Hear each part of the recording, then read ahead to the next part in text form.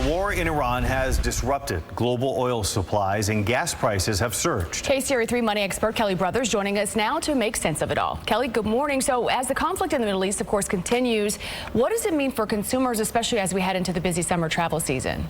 You know, it means higher travel prices, whether you're driving your car or getting on an airplane or filling up your boat. It's going to mean higher prices. A really interesting kind of dichotomy this morning. You know, we often talk about how the market is not the economy, and the economy isn't the way people feel about the economy sometimes. But consumer sentiment this morning is at an all-time low in terms of the way people feel about their economic prospects going out into the future.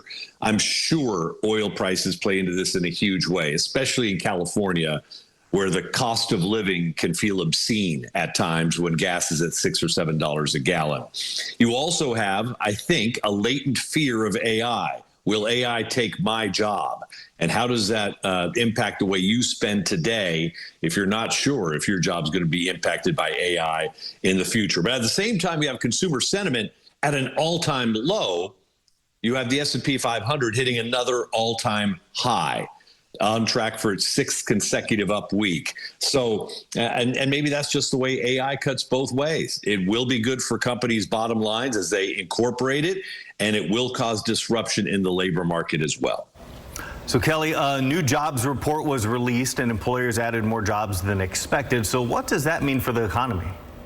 Well, it's hard to read anything into 1 month. March was good. April was expected to not be near as good, but came in at 115,000 jobs added. Now, we know these numbers are wrong. They revise them next month and the month after, but it gives you directionally where we stand. And adding 115,000 jobs with an unemployment rate at 4.3% is pretty good for an economy our size. I mean, it's certainly nothing to ring the alarm bells about. It's more about what people fear, the direction we're headed in terms of AI and what that's going to do to the workforce.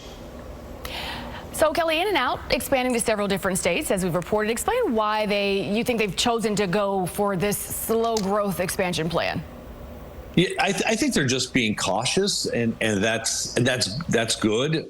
They all of the expansion that they're adding right now is outside of the state of California.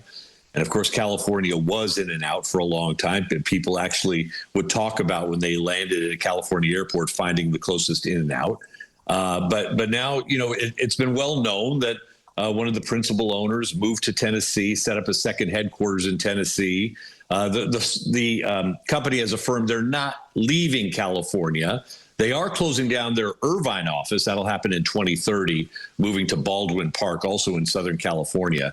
But the stores that they're adding now, you're right, it's kind of slow growth for a fast food industry where Starbucks can add 6 stores in one area in a year. They're just doing it very cautiously. They're much more about long-term growth and not hitting a quarterly number. All right. Well, Kelly Brothers, we always appreciate your insight. Thanks for joining us, and have a great weekend. You too. Thanks, guys.